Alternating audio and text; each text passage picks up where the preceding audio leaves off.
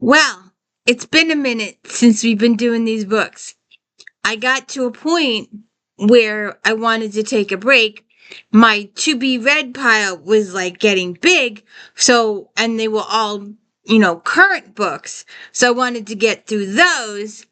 And so you've seen quite a few extra Carolyn Haynes and James Patterson and some other authors come by. But now we are back to Catherine Coulter's FBI series.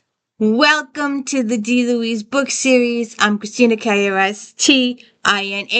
This is where we read books, talk about books, no special effects, no theme music, none of that fancy schmancy stuff going on here. I just read books and talk about books. And I don't have the talent or the creativity to put up really, really good eye-catching thumbnails. Smoke! Where you going, Smoke? Come here. Put up eye-catching thumbnails to catch your attention, so I'm not getting the views. I read books and I talk about books. And if I'm talking about Tailspin, that's what my title is. I'm talking about Catherine Coulter's Tailspin. I'm not going to put all these weird titles to catch your attention. Like, do I like this book? And you having no knowledge of what... I just don't go for that stuff. I'm just not that person. So, this is book 12 of 27. Ms. Coulter has announced that she is stopping at 27. There are a couple of other ones mixed in. There's 4. No, there's 1, 2, 3, 4, 5, 6. Is that all? The other one? There are 6 English sorts mixed in. I'm not sure. Yeah, they got to be part of the set. So we'll be doing those later. Because there's not enough books up there to be 27 without those other 6. So, they're part of it. There's some English mixed in. See, like, Laurel has all of this shelf. The other side is Miss Janet Ivanovich has the one shelf all the way across, and Catherine Coulter has the top shelf all the way across. And then over yonder, Sherilyn Kenyon has the entire shelf. And I've rearranged all my books recently. I had an influx of Christine Feehan. And Christine Feehan goes from that shelf over yonder to this shelf to this shelf. And she just keeps going on. So I had to shift everything, and I'm running out of room trying to figure out what to do. Yes, ma'am. What's up? What's up? You gonna help me with the book? You gonna help me read the book? What? Alright, so. Oh, shoot, I forgot. Okay, I got it. Here they are. Alright, so. There are there are 40 characters. Actually, more than 40. I didn't keep track of them all. I got my spreadsheets. There are 40 characters in Tailspin. Yes, ma'am. So, but some of them are recurring characters that we see often, and they don't really get introduced. You don't get background or other, because they're part of like the family core group. So we have, and I like the fact that in a couple of future books it becomes an issue for me, but not in these few books here. In later books, it will become a major, and I'll bitch about it completely. So we have a couple of different stories here. Alright, first off, this girl, Rachel. Her mother just finally told her that the father she's known her entire life is not her biological father. She waited until her biological grandfather die because the grandfather was a cruel tyrant and he never would have accepted Rachel as a grandchild ever. He probably would have had her killed. So the mother waits until the grandfather passes away to inform her daughter that her father is not her biological father. Her biological father was a fling that was short-lasted because when the grandfather found out about it, he immediately took his son out of the country or something like that. So that ended many moons ago, and the mother's intention was always to tell the daughter, but she waited until the grandfather died to tell her. And then she goes and sees her very famous senator father, and he sees her and he spontaneously knows who she is because she's a spitting image of her mom. He recognizes her, he accepts her. No ands, ifs, or buts about it. Open arms, loves her instantly. No hesitation on his part. Even changes his will. He's so thrilled out of his gourd that he has a daughter. His other kids are just, his siblings don't like her at all. They have issues with it. But he just is completely loving, open arms. They have great times together. Then he did something a year ago that he was helped to sweep under the rug type situation, and nobody found out about it. And he was involved in a hit and run. And the guilt has been eating him for a very, very long time, and he wants to come clean about it. And instead of actually coming clean about it, he informs family members, and they are not happy about this revelation. And the revelation itself is one thing, but the fact that he wants to tell the public is another. And then he mysteriously has a DUI car crash and dies. And his daughter knows, the newly found Rachel, that he hasn't had a drink in almost 2 years because of that horrifying incident that he has the massive guilt on. And he's even hired a driver, so he never even drives anymore. So even though the police have ruled it a DUI, and he died at the scene, Rachel has additional information about that. They don't know that he's been sober for 2 years. They don't know that he always had a driver. They don't know these extra little pieces of information that could lead to solving this case putting a different light on it. And ever since this has all occurred, someone has been trying to kill Rachel. They have made several attempts. And in one of the attempts, they throw her in the river with a cement block tied to her waist. So that's another story. So we have someone may or may not have killed the senator because of maybe or maybe not because of the secret. Then we have the daughter. Someone's trying to kill the daughter. And then she's on the run. She's running from this situation. And she's going to a very, very rural area to one of her relatives who lives in the boondocks. And she sees a Cessna plane go down. And she decides that she has no choice but to go see what's going on with this plane. And she rescues the pilot and the passenger. And between the pilot and Rachel, they get a little rescued. She's playing with the wires again. I have got to put that up. Hold on a second. Okay. Leave it to a cat to make me lose my train of thought and accidentally stop the video, so I'm gonna have to merge videos, and it's gonna take extra time. And I have another video that was very long, and this is gonna take 3 days to come up, so I hope you're still watching.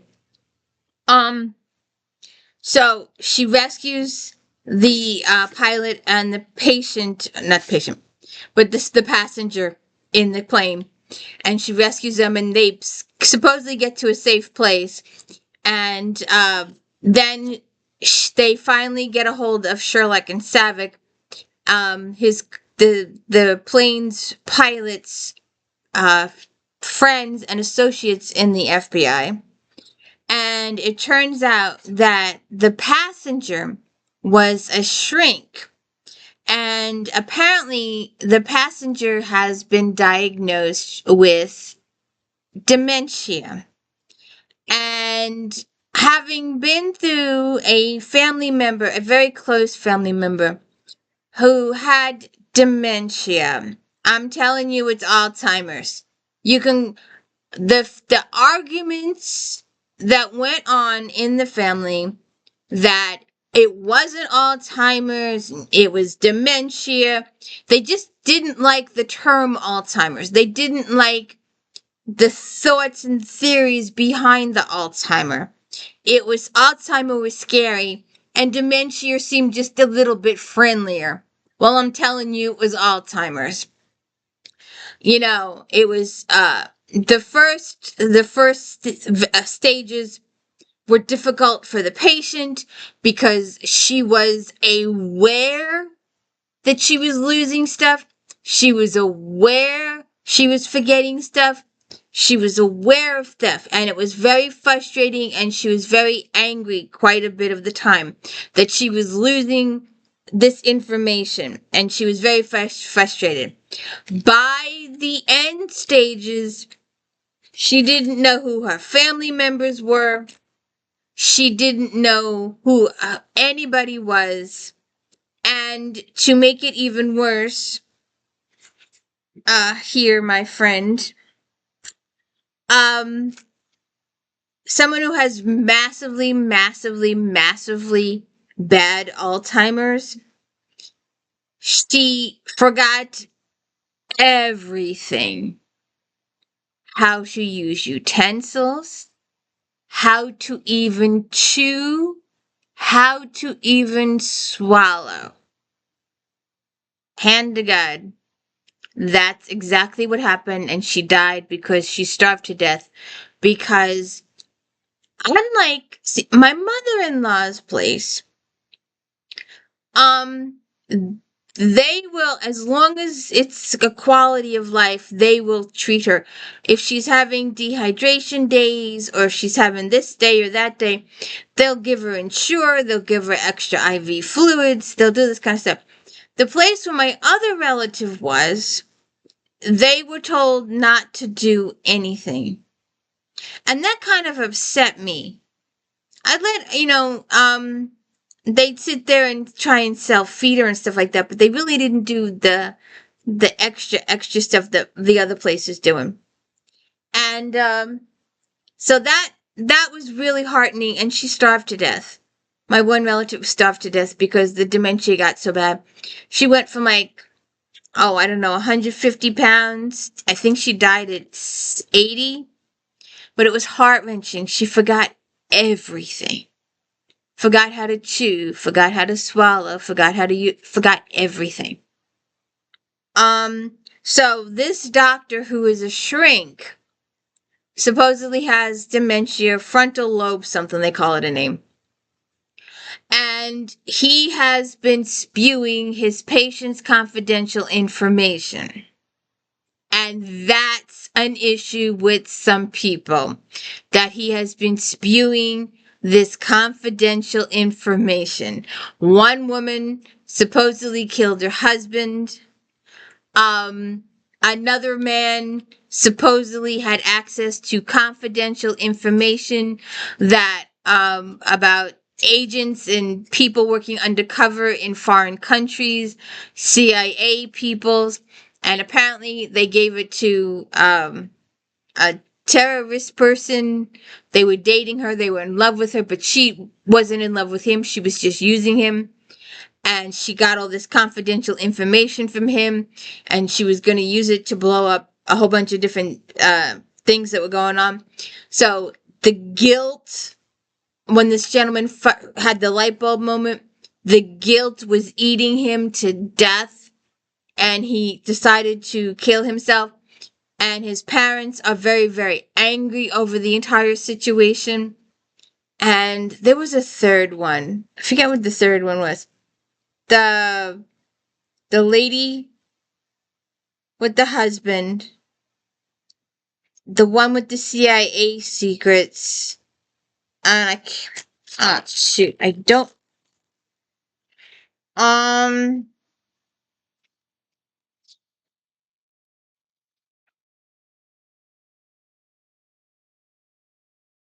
oh, and a third gentleman who stole technology secrets and built his own company, and his partner killed himself, and he went on to be quite rich and wealthy, and then he decided to kill himself. So we have the doctor, the shrink that's losing his mind and is spewing the secrets about 3 patients. And now someone is trying to kill the doctor, aka the bomb on the plane in the Cessna that went down. And I guess it's a little too late to warn you, but I do give spoilers. I don't tell you who did it, but I do spoil the most of the book and tell you what happens. So, we have a couple. It's a really good book. It's kind of, it's good. It took a few hours. It held my attention. I liked it so much. So we have Rachel Abbott is our heroine, and Jack Crow is our agent and the pilot to the plane. Timothy Maclean is the shrink, and then of course we have Sherlock and Savich. Jimmy Maitland is their boss. Uncle Gillette is the guy that lives in the boondocks. That's a relative of hers. And we have a little small sidestep in the small town. One of her childhood friends doesn't recognize her, which is good sign of quarter. Maybe she'll eventually tell him who she is.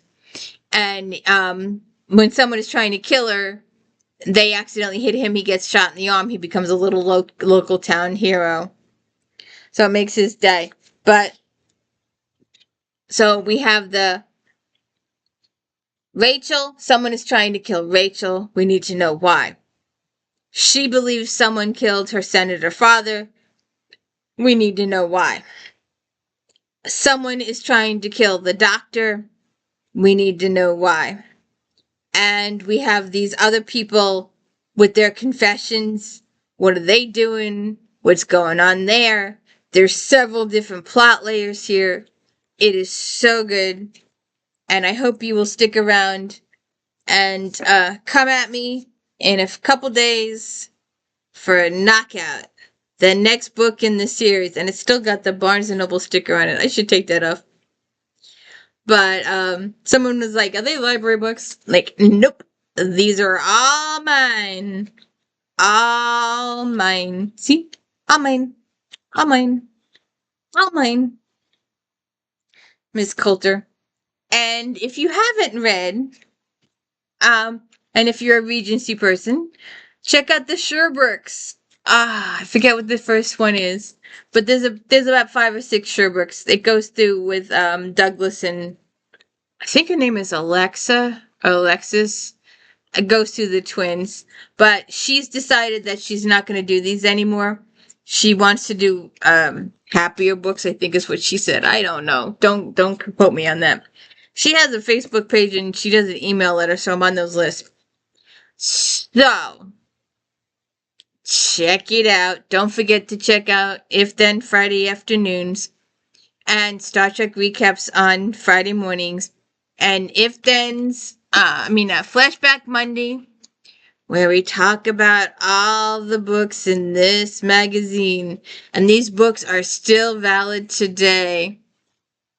So, who wants the doctor dead? Is it one of his 3 patients or is it somebody else?